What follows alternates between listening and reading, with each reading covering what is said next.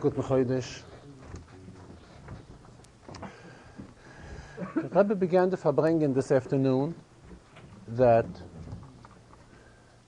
to find a hira, a lesson from the Shabbos Mevorchim Oda, a lesson bichlal in general in Avodas Hashem, and particularly relating to the Miftzayim, is not very hard, and it's extremely obvious. First of all, it is Shabbos Mevorchim.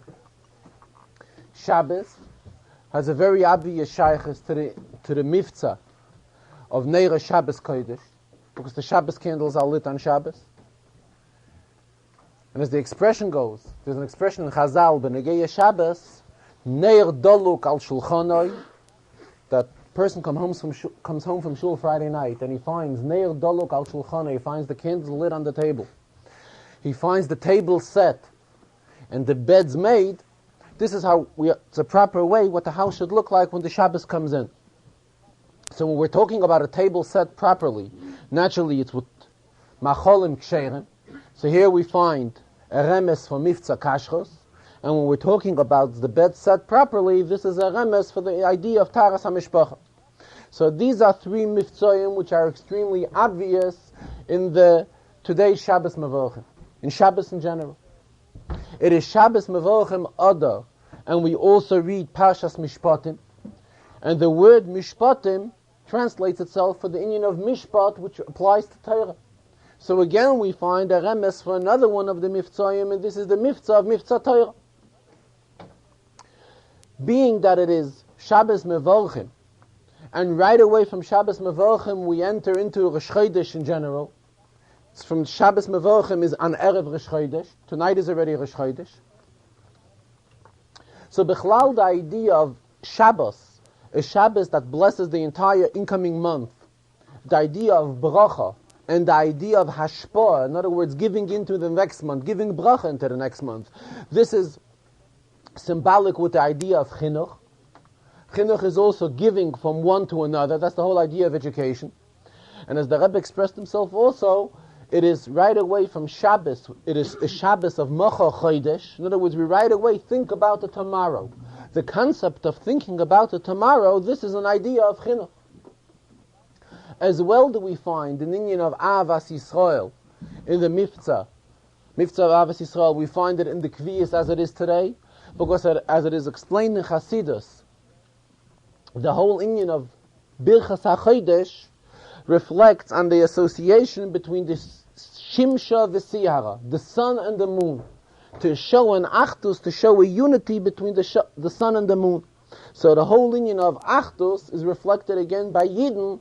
It's an union of Avas Yisrael and Achdus Yisrael, which the Rebbe keeps on stressing lately. B'negei Miftzah Mezuzah, the Rebbe explained, we are benching the month of Adar. And B'negei, the month of Adar, it's brought in Svarim and stressed a lot in Chasidus, that what really brought about that such a nes should take place. The main union of the month of Adar is the nes of Purim. What really led to the nes is the fact that the Yidden, Bimei Mordechai v'Esther, stood in a mood of Mesiras Nefesh. They were ready to give their lives for the idea for serving the Eibishter. And as the Rebbe explained, when we're talking about Mesiras Nefesh, it doesn't just mean literally one should be ready to jump from the roof. Not at all times. This is the type of Mesiras Nefesh that is required. When we're talking about Mesiras Nefesh, as explained in Chassidus, Mesiras Nefesh means a call for total dedication. And this is exactly what the Yidden had at that time. They were ready to follow any instruction, anything which Mordechai and Esther would instruct them to do, they were ready to do. Anything which was only dawned in their minds, that this would bring about a closer dedication, a closer farbund, a closer tie between them and the Eibishter, they were ready for it. And this is the idea of Mesiras Nefesh. What is the idea of a mezuzah on a door? A mezuzah on a door shows that everything in the house, until the outside door, until the exterior door, everything has a balabas on itself. Who is the balabas? Naturally, the Rabbeinu Shalom. In other words, the idea of a total giveaway, that everything belongs to the Eibishter, everything that's in the house Who is the real owner of everything that is in the house? It is the Rabbeinu Shalom. This is something which is reflected by mezuzah. So again, we find how the whole idea of mezuzah is reflected in the thought of Purim, in the thought of the month of Adar, which is the whole thing which the month of Purim is all about. Primarily is the month of Adar, is the Nes Purim. And the Rebbe stressed that the inyan of mezuzah has it even that it's so obvious that even in the Shem Hashem that is written on the mezuzah, it's also the Shem of Shin Dalid Yud, which as Svarim write, abbreviates Shemer Dalseis Yisrael, which means that the Rebishter is the one that guards everything that is within this house. So this is the effect that a mezuzah on the outside has.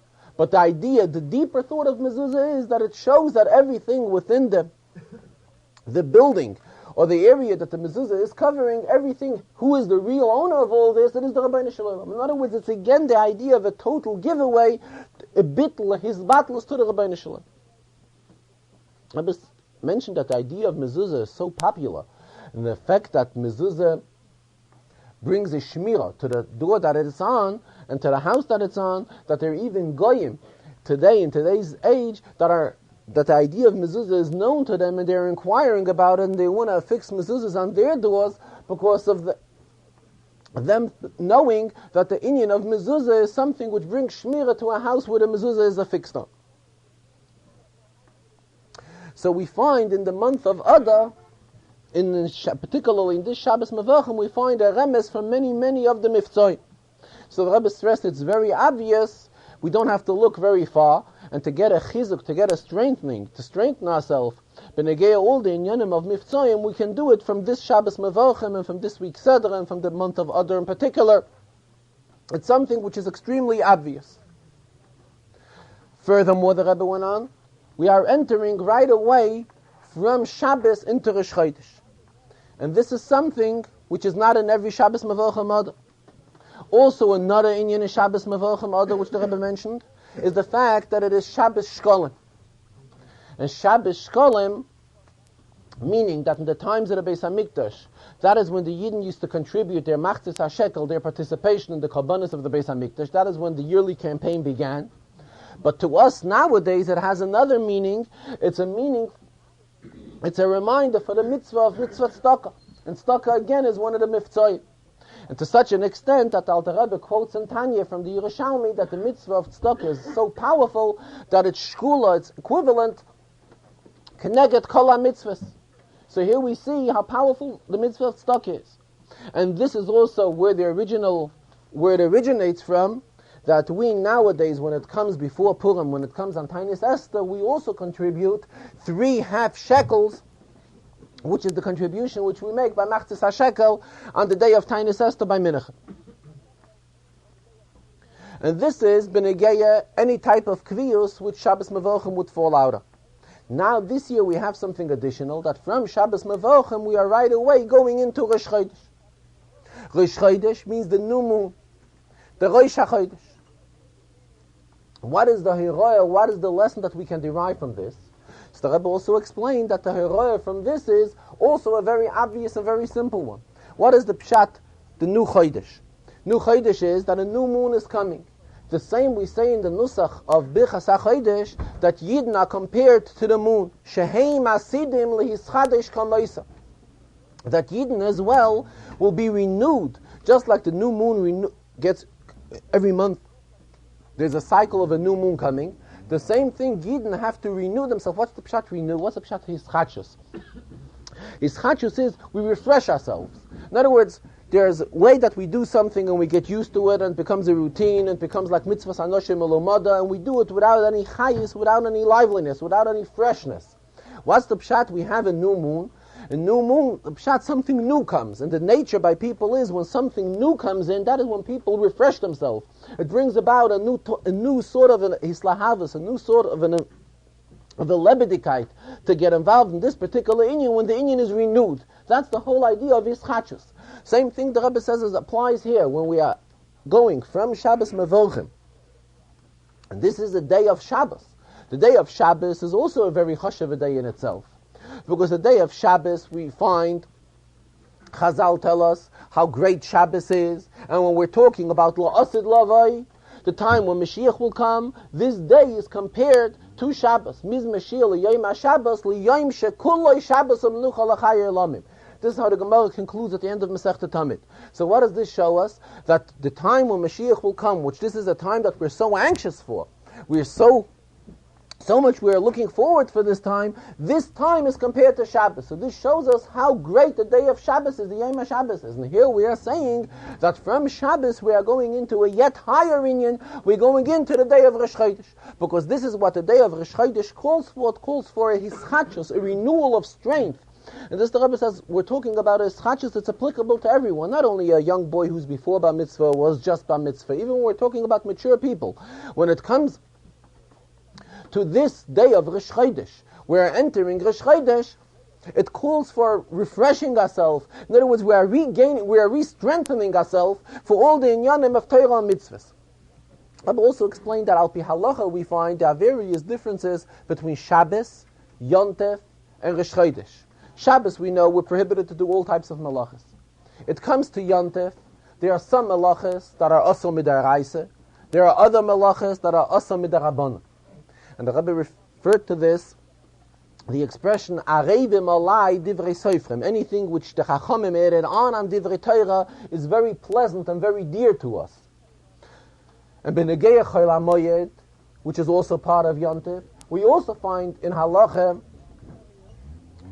various malachas that we are allowed to do in Chol HaMoed, various malachas which we are prohibited to do in Chol HaMoed. However, b'negei Rosh Chodesh, the Chachamim have said there is no Isur Malacha in Rosh Chodesh. B'negei Isur Malacha, Rosh Chodesh is considered a full-fledged Yom HaMaaseh. It's a day that we're allowed to do everything. But on the same time, Rosh Chodesh has this specialty in itself. It has something so outstanding within itself that it brings about a total hischachus, a total renewal in all the inyanim of Avodas Hashem.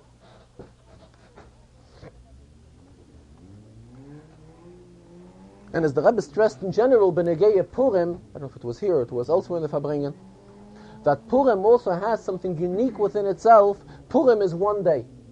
All other Yom Tovim are more than one day, especially now in Chutz La'aretz. We observe all other Yom Tovim more than one day. However, Purim we celebrate one day, Yom Echad. Which other Yom Tov do we have that we celebrate only one day? That is Yom Kippur. Yom Kippurim. This is what Svarim Takis say, that there is something equal. It'll be a Yom Tov. In the meantime, it's not a Yom Tov. This is what Svarim say, that Yom Kippurim. Yom Kippur is Kippurim, it's as Purim. And Purim in itself has, what's the pshat? It's one day. So Hasidus explains, and the Rebbe spoke about it today as well, one day meaning it signifies the idea of achdus, of unity. It reminds us under Rabbeinu Shalom, this is what is so outstanding in this Yom Echad of Purim, that in the Yom Echad of Purim is reflected the idea of achdus. And Bechlal, the whole inyan of Purim in general, the Rebbe stressed, is again as the Gemara says, B'negei Kimu Mashakiblu Kvar. In the pasuk in the Megillah, there's a pasuk that on the day of Purim, Kimu, the Yidden have accepted upon themselves the yoke of the Torah. So the Gemara says, Kimu Mashakiblu Kvar. They have accepted now, they have re-accepted what they have accepted previously. The Rebbe brought the Gemara says, B'negei Matan Torah, the Gemara uses the expression, Mikan Meidoa Rabba Lo Yeraisa. That when the Rebbe gave the Yidden the Torah on Har Sinai, the Rebbe picked up Mount Sinai on top of all the Yidden and told them if they are willing to accept the Torah, fine. Otherwise, this is where they will remain. So the Gemara says if that's the case, the Yidden were forced to accept the Torah. They had no other alternative. So the Gemara uses the expression Mikan Meidah Rabba Lo Yeraisa. From here we have an excuse, a constant excuse. Whenever Yidden are not adhering properly to Torah, Yidden will always have a way out. They'll say, well, we were forced into it. We had no alternative. We had to accept the Torah upon ourselves. However, once the Yidden re-accepted the Torah by Purim, here it was already willingly. There was nobody forcing them, and Yidden mitzad ritzono, mitzad their own will, Yidden had the desire again to accept the Torah upon themselves. So we see that Bechlal, the whole inyan of Purim, and the month of Adar, and primarily the Yontif of Purim, which is in the month of Adar, reflects a very strong thought of the whole idea of Kabbalah Satira again. And in a yet stronger way than Kabbalah Torah was in the time of Shavuos, in the time when the Yidden originally got the Torah. Later in the Farbrengen, the Rebbe referred to an inyan which he discussed in previous Farbrengens. And the Rebbe says it seems, obviously there was some sort of a correspondence or questions were raised in the various Ha'oras HaTmimims. And the Rebbe says that it seems that the inyan was not understood properly as what he really meant in the previous Farbrengen when he explained this inyan. And previously the Rebbe touched the issue, what will the world be like when Mashiach will come? In other words, as the Rebbe used the expression, the tkufa of lesakein olam b'malchus shin daled yud, like we say in Aleinu, the period, the era when the world will be totally corrected and totally purified. So the question will be, what is going to be with all the goyim that are in existence once Mashiach will come? On one hand, we know that anything and everything which the Rabbeinu Shalom created has its purpose. And as we say at the end of Pirkei Avos, Kol ma shebara HaKadosh Baruch Hu ba'olamai, everything which HaKadosh Baruch Hu created on this world, lo barai ela lechvoidai, everything was created in His honor. So we see that anything and everything which Hashem created has a purpose. On the other hand, we find something very obvious, contradictory to this thought, in the Gemara in Sanhedrin. In the Gemara in Sanhedrin, there's a machlokes of Rabbi Yochanan and Rish Lakish.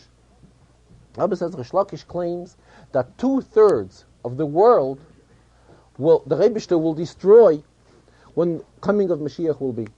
In other words, we are all descendants, all the people in the world are descendants from Shem, Cham, and Yefes, the children of Noach. The children of Shem will remain. This is what Rish Lakish says. That's the Gemara in Sanhedrin. However, the children of Cham and Yefes will all be destroyed. The Rebbe asked, Rish Lakish definitely knew there's a pasuk in Tehillim, and this pasuk is quoted in Gemara Bav Metzia B'Negei Rebbe Rabbeinu HaKadosh, V'rachmav al kol ma'asav, that we are supposed to have rachamim, mercy, on everything and anything which was created by HaKadosh Baruch Hu.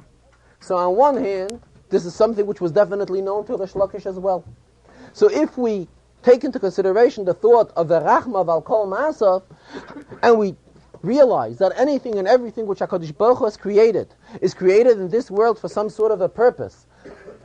And kol ma shebara HaKadosh Baruch Hu ba'olamai lebarai ela lechvoidai, so how again can we say that the time when Mashiach will come, the Rabbeinu Shalom is going to take 2/3 of the world and is going to go ahead and going to destroy 2/3 of the existing world? How does this agree with the concept of the Rachmav al Kol Masav, of having pity on anything and everything which was created by Hashem? And this is a very open contradiction. The Rebbe says this is something which requires a real interpretation. The Rebbe says the world has 4 billion people, and we're talking about such an enormous amount of people, all created by the Rabbeinu Shalom. The question arises, what is going to happen with them?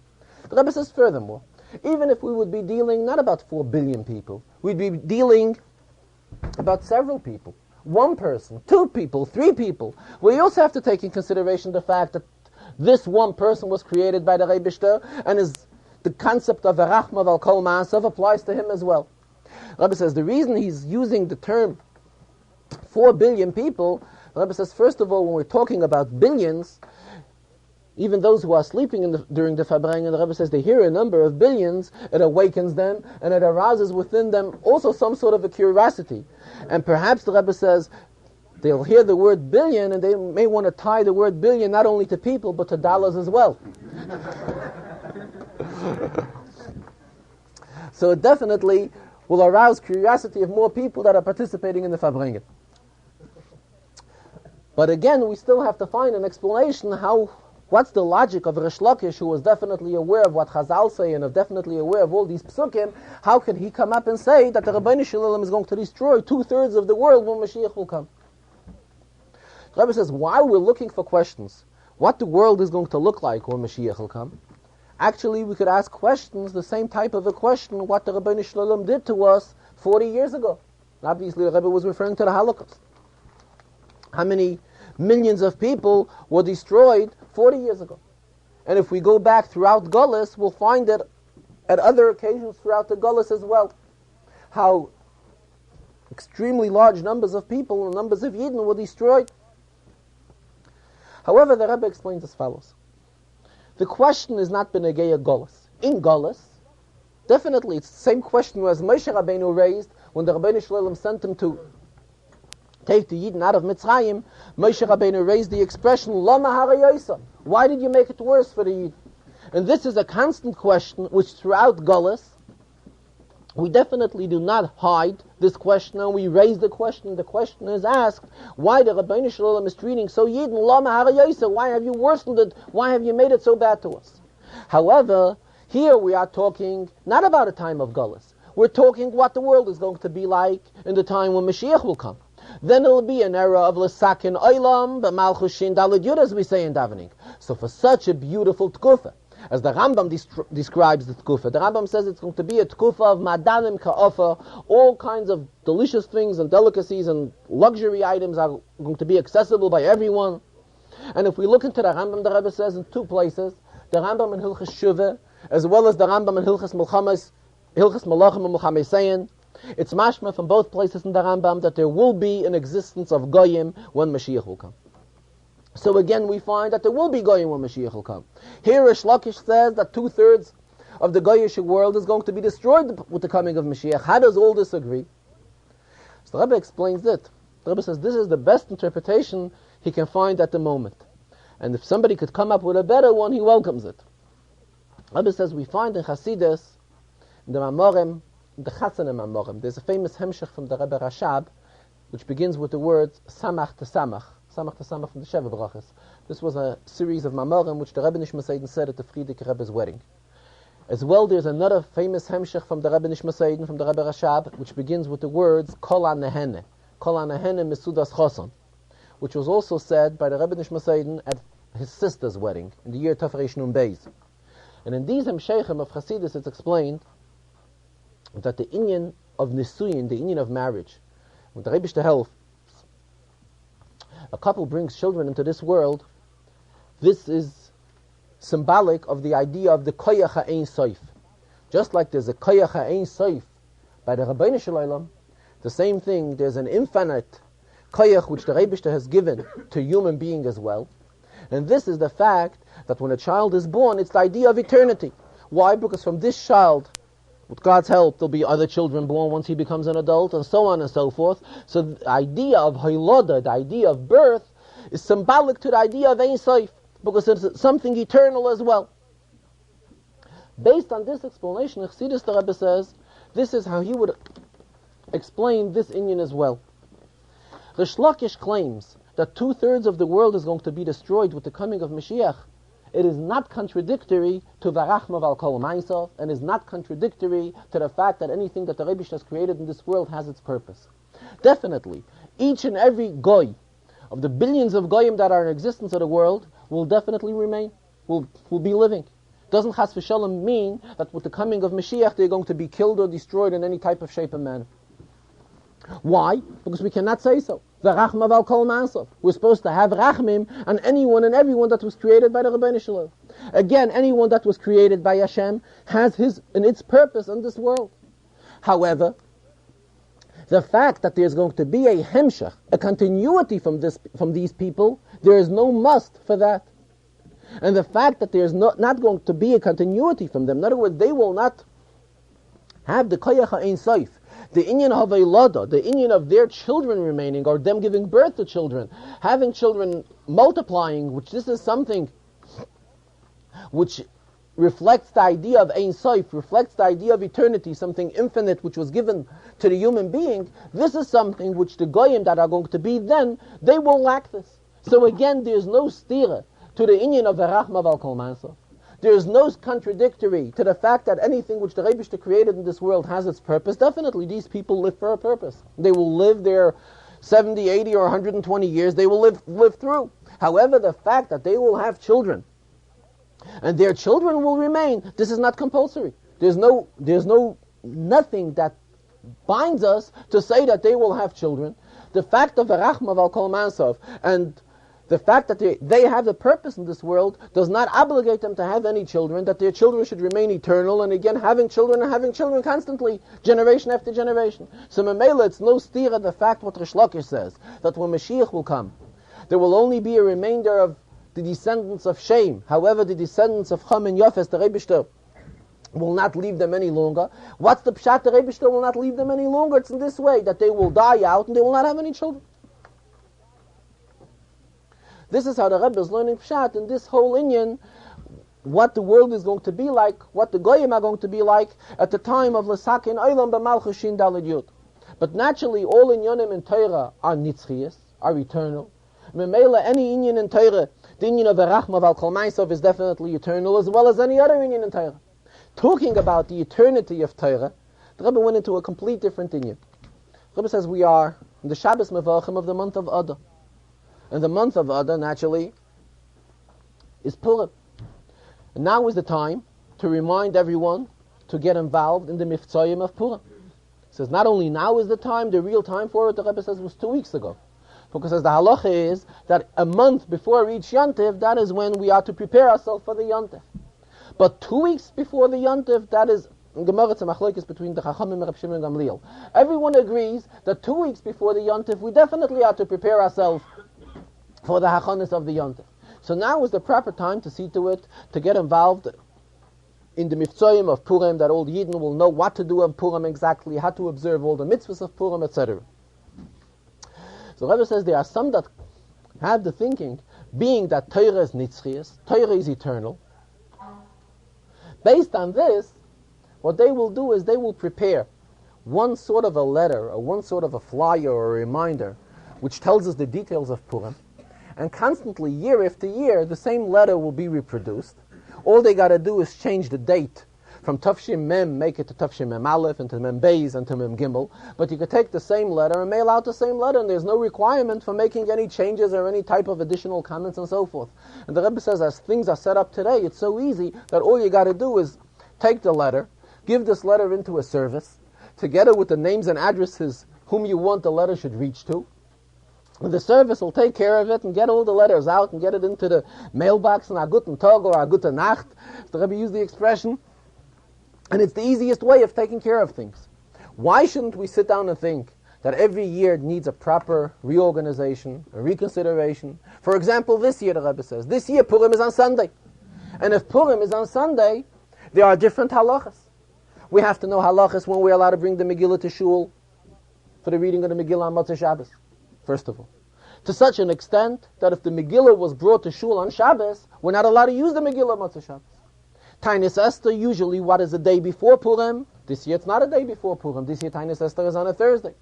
So there are many details that are this year, in this year's Kvius, there are many details involved which in previous years were not Negeya, did not apply in previous years. So Rebbe says when we going out into Miftzayim and want to alert other Yidden to know properly how to observe the Yontif of Purim, we cannot just take a flyer which we had in previous years and go ahead and reproduce the same thing and put it in the mail.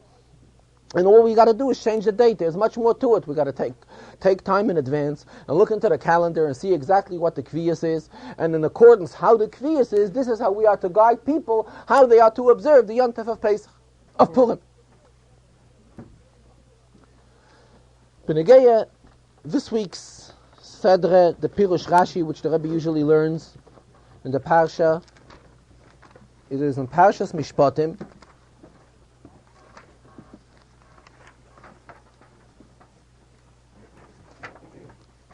Kapitel Chav Daled, the end of the Sedre,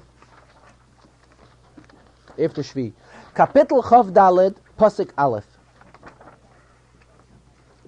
Pasuk says, Vel Moshe Omer, Alei El Hashem, Ata ve'Aaron, Noda ve'Avihu, v'Shive mezikne Yisrael, v'Shtachvisa merachik. What does Rashi comment? Rashi quotes 4 words from the Pasuk. Vel Moshe Omer Alei. This is also important, as we will see in a minute. So Rashi comments, Parsha zu nemra, koydem Aseres HaDibros. When was this Parsha said? Before the Aseres HaDibros. Obedaled Sivan nemra loy alei. When was Moshe told alei? 4 days in the month of Siv. We are here in Parshas Mishpatim. A week ago, Parshas Yisroi, we learned all the details of Matan Torah. Parshas Mishpatim told us completely different than Yonim already. Now, after Shvi, we come back to an inyan which has really taken place prior to Matan Torah. Based on the klal, ein mukdam u'meuchar b'Torah. The Torah is not necessarily bound to go in a sequence as the inyanim have taken place. So that is why the Torah here can go back to an inyan which really took place before Parshas Yisro, before the major inyanim of Parshas Yisro, which is it. Matan Torah was on the 6th of Sivan or the 7th of Sivan. Here we are going back to an inyan which has taken place prior to that, an inyan which has transpired on 4 days in the month of Sivan. True, ein mukdam u'meyuchad b'Torah. But whenever we get involved in such type of a situation of ein mukdam u'meyuchad b'Torah, there is a reason for it. The Torah does not take without any reason and just put in yonim which happened later, earlier, and yonim which happened earlier, the Torah should put on later. There is reason for it. Going back to a very such famous inyan is in Chumash Bereishis. The Rebbe tells us. In Chumash Bereishis, the end of Parshas Noach concludes with the passing away of Terach. The father, what chapter?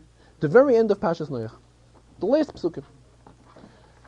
Torah tells us that Terach passed away.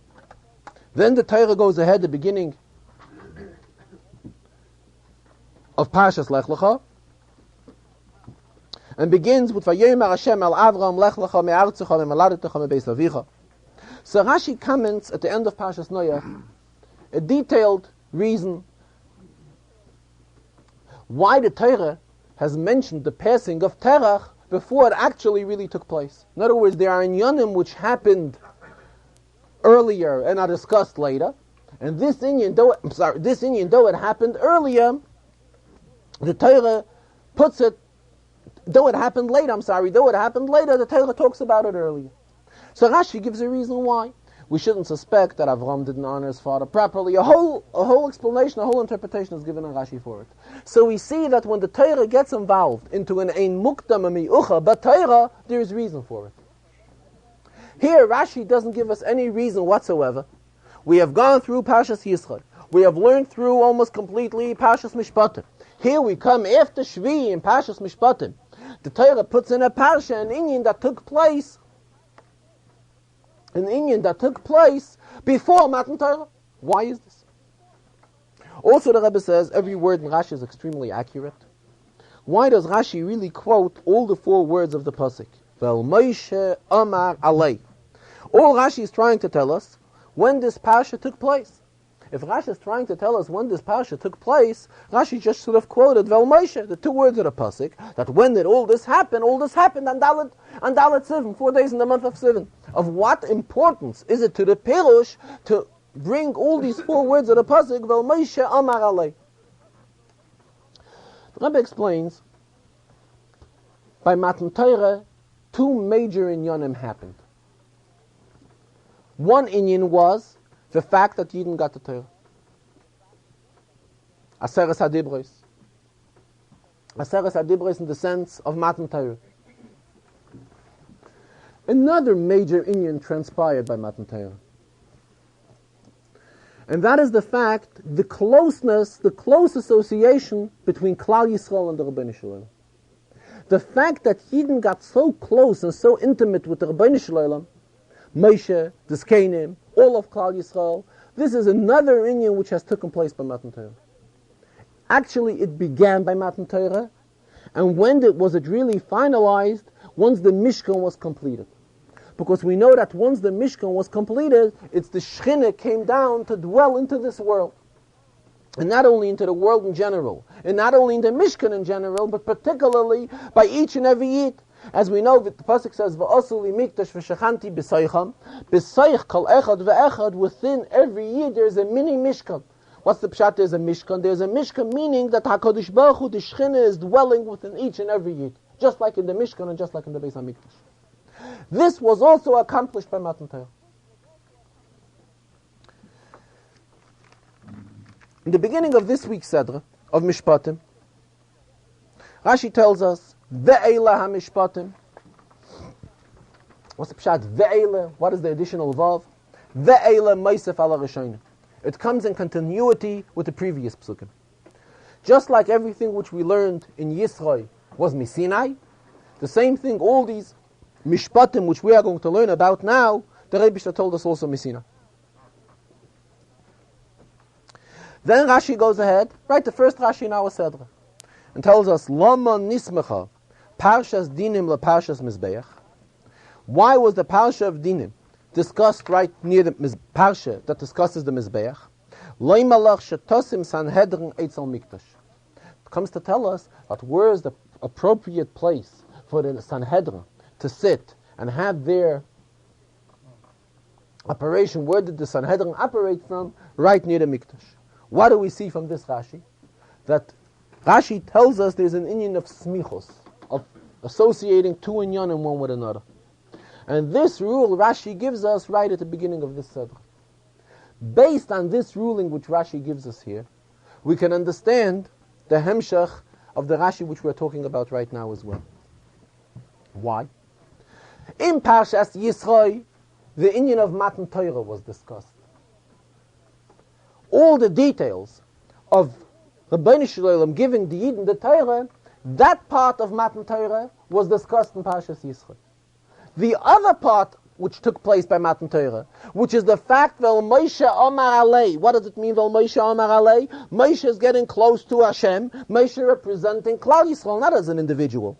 Ata v'Aaron Nadav Avihu v'Shivim Miziknei Yisrael. The fact of the close association which has transpired as a result of Matan Torah between the Yidden and the Rebishter, this is discussed here. It's two separate inyanim.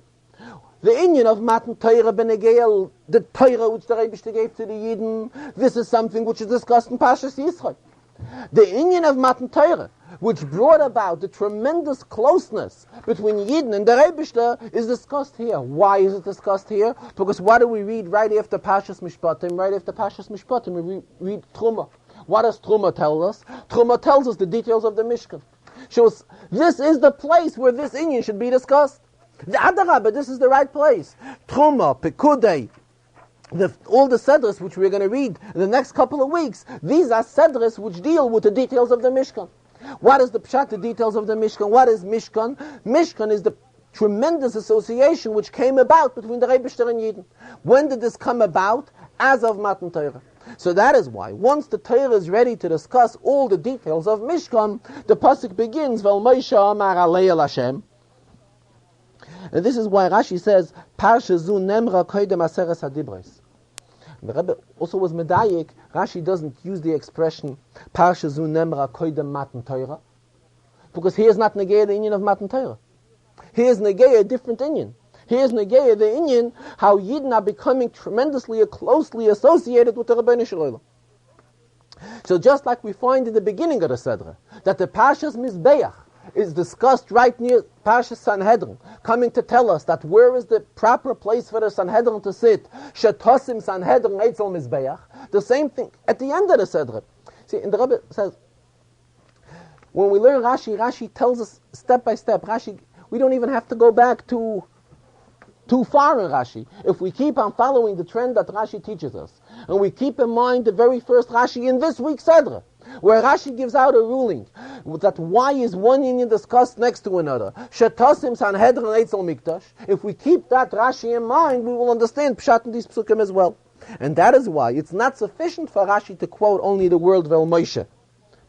If Rashi will quote the word only Vel Moshe, will be lacking in the Havana of this whole inyan. Vel Moshe Amar Alei.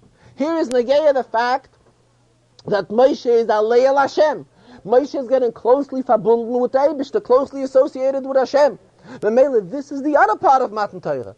This is the other inyan which Matan Torah has contributed to us. This inyan of El Moshe Amar Alei El Hashem, where does this inyan belong to be discussed? Right here. Because right here we are following with all the details of the Mishkan, which all came as a result of Matan Torah, which is all part of the tremendous closeness which is developed between Yidden and the Rebishter. So that is why Rashi does not have to get involved and give an interpretation. Why take? Why did the Torah leave this inyan of Matan Torah towards the end of Pashas Mishpatim, and this was not discussed in Pashas Yisro because it's self-explanatory in Rashi. Rashi quoting the words Vel Moshe Amar Alei, and Rashi already giving us in the beginning of the Sedre an instruction that when we find two inyanim besmichos, this teaches us something. Just like at the beginning of the Sedre we find Sanhedrin and Mishpatim and Mizbeach besmichos. The same thing here, we find this inyan and the details of the Mishkan, which follow into the next Sedre. So that is why this inyan is the appropriate place for it to be discussed. It's taka right here. And Rashi does not have to give any reasons why, because it's extremely obvious and extremely well explained in the Pirush of Rashi, together with the words of the Pasuk, which Rashi quotes in his Pirush. The Zohar of this week's Sedre, the Rebbe brought a Zohar, which is quoted in the Sfaras Pirushim and the Sfaras commentary in the Kutei Levi Yitzchak on the Zohar of Pashas Mishpatim, which is an in-depth Kabbalah inyan which discusses the Nefesh, Ruach, Neshama that is within a person. We know that the Neshama, Chamisha Shemos Nikrula, the Neshama has 5 titles: Nefesh, Ruach, Neshama, Chai, and Yechida. So in this Zohar, the Rebbe's father discusses only 3 of them: Nefesh, Ruach, and Neshama. And ties it in, we also have, in the person we have other 3 inyanim. We have the inyanim of Machshava, Dibur, and Maaseh, thought, speech, and action, which is also signified in a number of 3. This is an inyan which Rebbe went and explained Al Pi Kabbalah, and also raised the question why he only discusses here the Nefesh, Ruach, and Neshama, and really does not discuss the Chai Yechida, which are the higher 2 madrigas of the Neshama.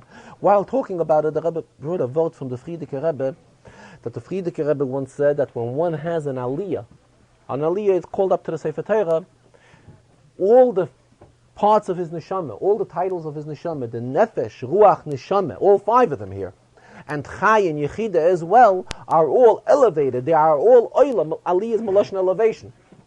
They all have an aliyah through this aliyah b'Torah, which a yid has by being called up to the Torah. But the Rebbe explained this whole inyan Al Pi Kabbalah as well.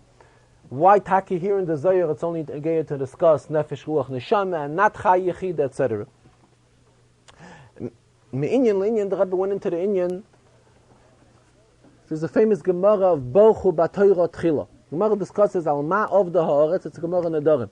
Gemara says, why were Yidden driven away from Eretz Yisrael? Why were driven into Galus?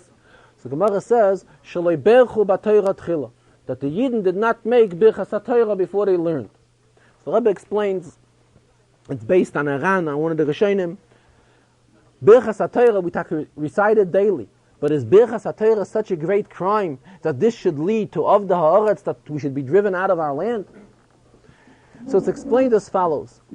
It doesn't mean just merely Birchas HaTorah. There's much more to it. What's the pshat Birchas HaTorah? In Birchas HaTorah we express that the Rabbeinu Shalom is the Noisen HaTorah. That it's not any type of intellectual knowledge that we're learning, or any sort of wisdom, any sort of subject matter. What are we learning? We're learning something. Who is the Noisen HaTorah? Baruch Ata Hashem Noisen HaTorah. You, Rabbeinu Shalom, has given us the Torah. Pshat in the Gemara is Alma of the Haaretz. Why were we driven out of our land? Shalei Bochu B'Torah Tchila means that Yidden did not realize who is the Noisen HaTorah. This is something completely major.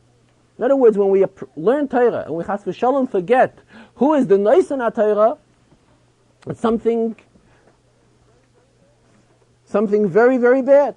In other words, we don't realize for a moment that the Torah comes from the Rabbeinu Shalom. What is Torah? The Alter Rebbe explains in Tanya that Torah is Chachmasei Rotzeinu Shel HaKadosh Baruch Hu. This is the intelligence of the Rebishter. It's the intelligence and the will of HaKadosh Baruch Hu. So the idea of Bechu B'Torah Tchila means that when we go and we sit down to learn Torah, we make Birchas HaTorah before that, meaning we realize whose Torah are we learning. We're learning the Rabbeinu Shalom's Torah. It's Torah Hashem. And Rebbe referred to a famous expression from the Frierdiker Rebbe. The Frierdiker Rebbe said that when we learn Torah, not only do we have to learn Torah, Torah darf uns eichet etwas lernen. In other words, expression in Yiddish goes, we learn Torah, but Torah has to teach us something also as well. In other words, Torah being that Torah is Torah Hashem, It's Chachmasei Ratzainu of the Rebishter. So Torah is teaching us something also. Torah is purifying us. Torah is uplifting us. It's not just any type of other subject that we are learning. Lahavdul, the same we can compare Torah. When we learn Torah, Torah is supposed to change us completely. Torah is supposed to have an effect on us, on our entire attitude as well. So what the Rebbe says is the whole idea of Taimchet Mimim, of the yeshivas of Taimchet Mimim, is also the same idea. The idea of learning Torah in a way of Bechu B'Torah Tchila. We shall know whose Torah we are learning. And when can we know whose Torah we're learning? When we have a proper preparation to Torah by Avodas HaTfilah, by davening properly. And then, after davening properly, that is when we sit down to learn Torah, then we can have a realization whose Torah are we learning. And particularly, when we learn Torah, not only Torah Sanigla, but when we learn Torah Sachsidus as well. And as the Rebbe stressed, the importance that one cannot really claim that he learns Torah when he learns only one part of Torah.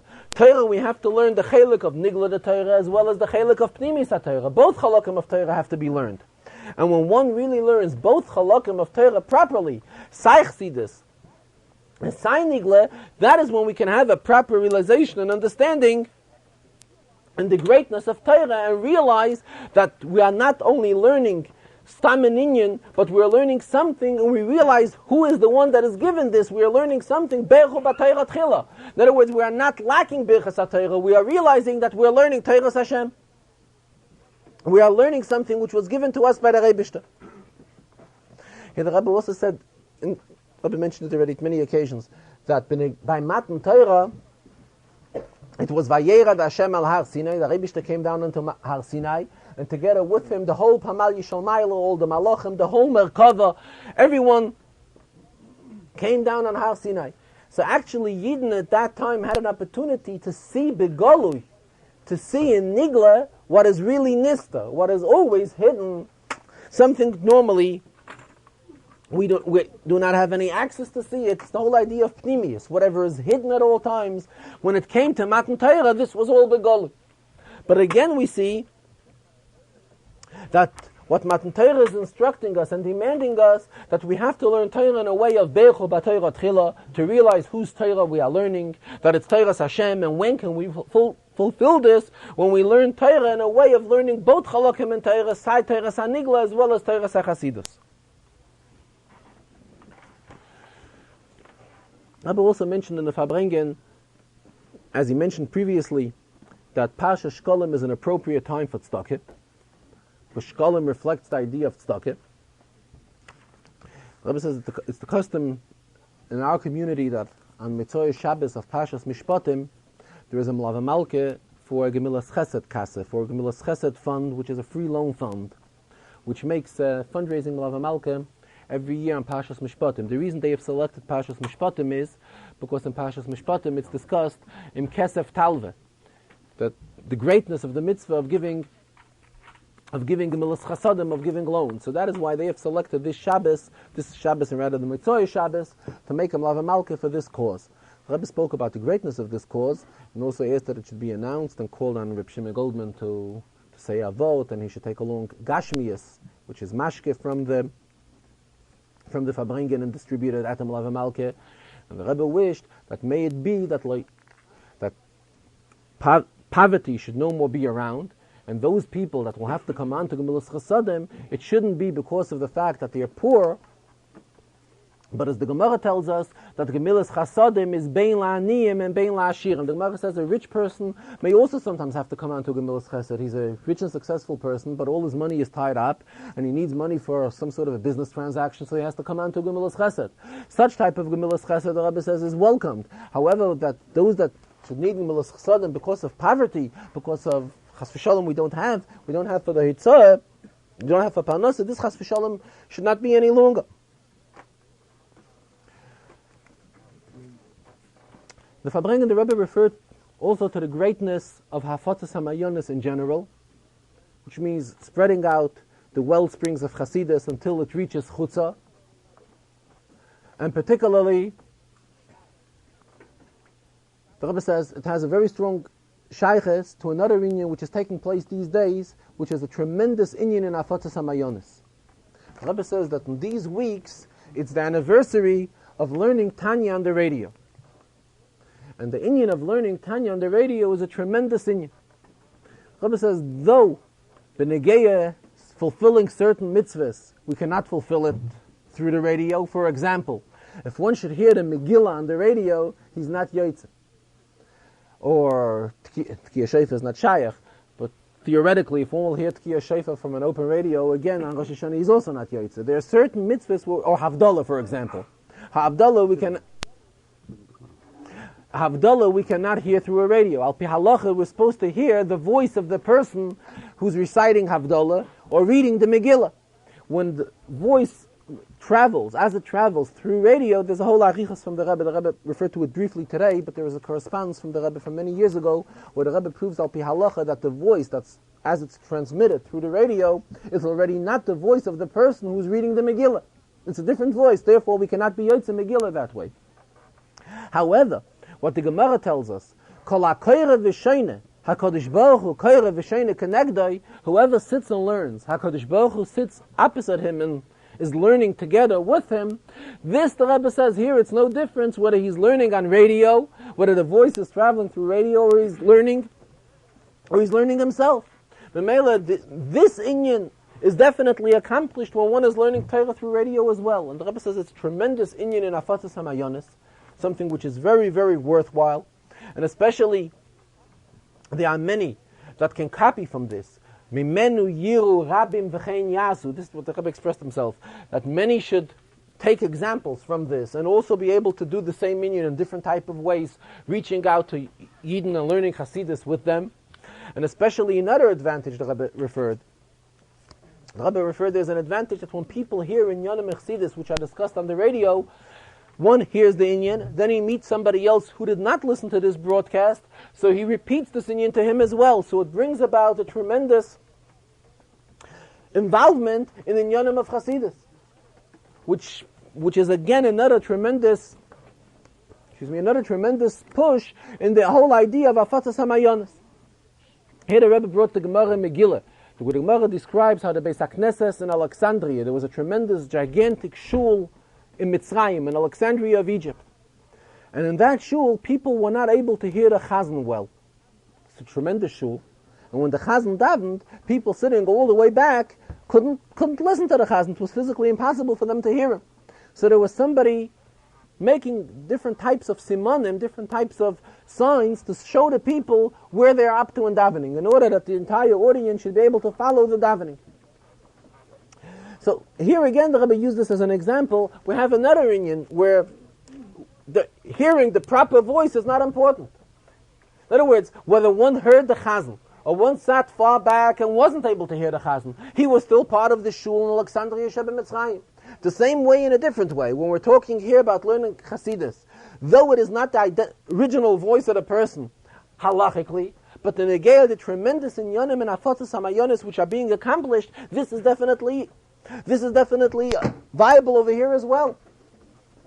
The Rebbe benched that this inyan should be stark b'hatzlacha, the inyan of learning Tanya on the radio, which again is a tremendous accomplishment as far as afatas hamayonis chutzah.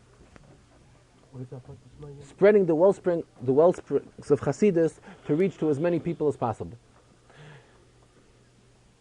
And Rebbe also gave a bracha, referred that the inyan of Bana Chaya Mezoina, that all the needs of people, which basically fits into these categories: Bana, which is children, Chaya meaning health, or Mezoina meaning Parnasa. That all these three inyanim should be in a very successful way. And the Rebbe compared that Parnasa should be as easy as the Yidden had the man when the Yidden were in the Midbar, just as easy Yidden should have Parnasa these days. And when Yidden will have Parnasa in an easy way, naturally then they will be able to dedicate themselves to learning Torah and fulfilling mitzvahs also much easier. It's much easier for one to get involved in an inyan of learning or an inyan of mitzvahs or in a saskus of mitzvahs when he doesn't have the worries of Parnasa on his head.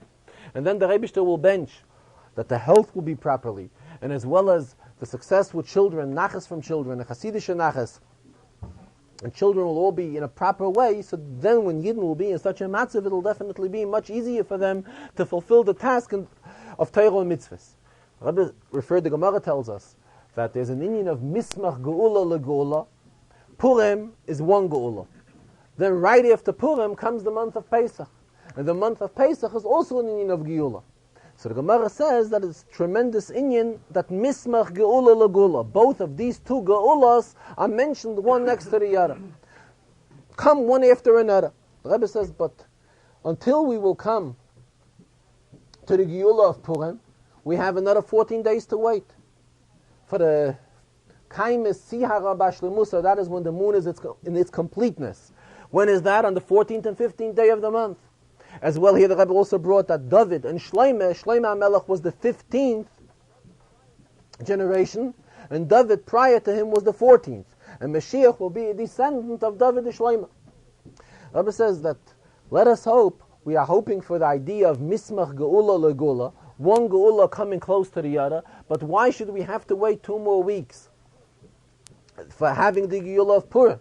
And then having to wait again for the Geula of Pesach. Let the Geula take place right now, immediately. Being that we're already entering the month of Adar. And the Rebbe says, when he was talking in the Farbrengen today, it was the time of Raiva de Raiven. That is, in Zohar, the time of Shabbos afternoon is a title, Raiva de Raiven. Raiva de Raiven means, the best of my ability, it means it's an Eis Rotzoin. It's a very acceptable and worthwhile time. Raiva means Rotzoin. Raiva in Aramaic, Yehi Rotzoin, as we say in Lashon HaKodesh, is translated in Aramaic, Yehi Rava, let it be the will. In other words, it is a very appropriate time for an inyan of bracha. It is an extreme Eis Rotzoin, the time of Shabbos Mincha time. It's it's the highest time of the entire Shabbos, really, is the time of Shabbos Mincha time. So therefore the Rebbe says we're talking about all these inyanim in a very appropriate time. We're talking about it in the time of Raiva de Raiven, so let it be fulfilled. And here the Rebbe again referred to the text which we say by Kiddush Levana, which is also appropriate for today. We're entering Rosh Chodesh. That the Shehem Asidim Le'Ischadish Kamaisa, that Yidden will refresh themselves, as we discussed previously, just like the new moon that is entering with the new month. And let us hope that the next time we will say Kiddush Levana, with the words of Shehem Asidim Le'Ischadish Kamaisa, we will all recite these words together in Yerushalayim.